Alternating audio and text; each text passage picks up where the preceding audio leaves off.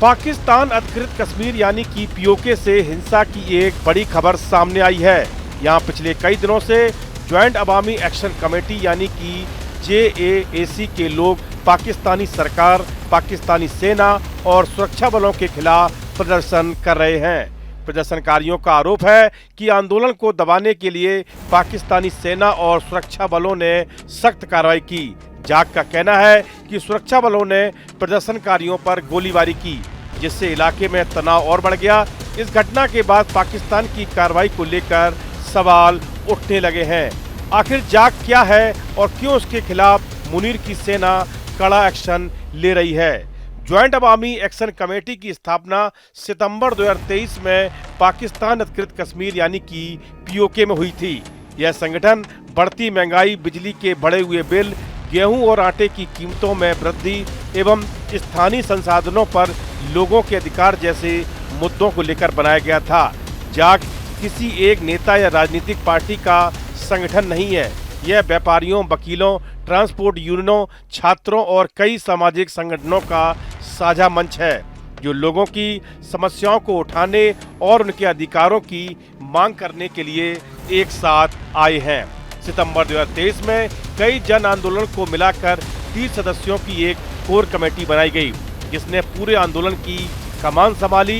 इस कमेटी ने अलग अलग इलाकों में लोगों की समस्याओं को लेकर अभियान चलाया। जाग ने सस्ती बिजली, गेहूं पर सब्सिडी, प्रशासन में सुधार, स्थानीय लोगों के अधिकारों की सुरक्षा और नेताओं को मिलने वाली विशेष सुविधाओं में कटौती जैसी कई मांगें उठाईं। साल 2024 में महंगाई और बिजली संकट के खिलाफ हुए बड़े प्रदर्शनों के बाद जाग एक मजबूत जन आंदोलन के रूप में उभरा और पूरे पाकिस्तान अधिकृत कश्मीर में इसकी पकड़ बन गई। अक्टूबर 2025 में पाकिस्तानी सरकार, पीओके, प्रशासन और ज्वाइंट अवामी एक्शन कमेटी के बीच मुजफ्फराबाद समझौता हुआ।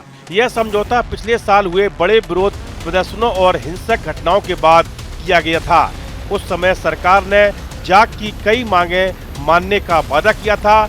इनमें गेहूं और बिजली दर पर सब्सिडी, आंदोलन में मारे गए लोगों के परिवारों को मुआवजा, प्रशासन में सुधार, सड़कों और अन्य बुनियादी सुविधाओं का विकास, शिक्षा, स्वास्थ्य सेवाओं को बेहतर बनाना एवं स्थानीय लोगों के अधिकारों को मजबूत करना शामिल था।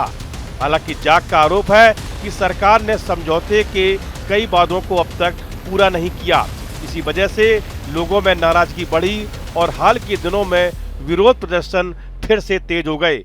कई जानकारों का कहना है कि पीओके में मौजूदा अशांति की सबसे बड़ी वजह यही मुजफ्फराबाद समझौता है, क्योंकि लोगों को उम्मीद थी कि उनकी समस्याओं का समाधान होगा, लेकिन वादों पर पूरी तरह अमल नहीं हो सका।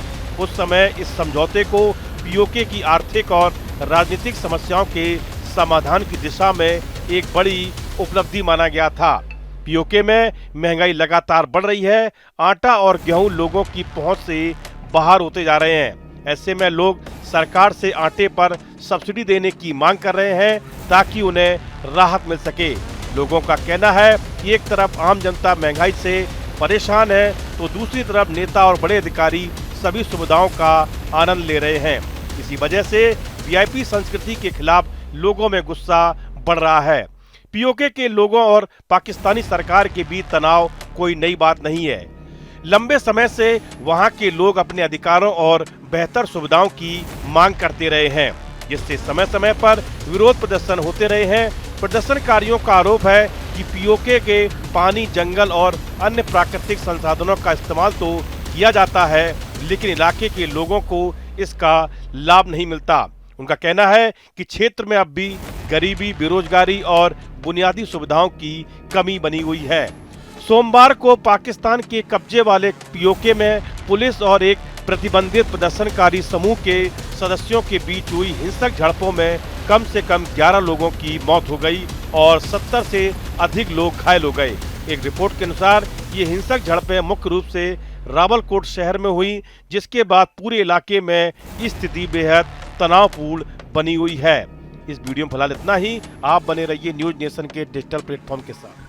आपके मोबाइल पर तुरंत आएगी ब्रेकिंग न्यूज। स्क्रीन पर सबसे पहले दिखेगी बड़ी खबर, देश दुनिया की हर खबर एक जगह। अब आपके मोबाइल पर तुरंत फटाफट इंस्टॉल कीजिए न्यूज़ नेशन ऐप और रखिए खुद को अपडेट।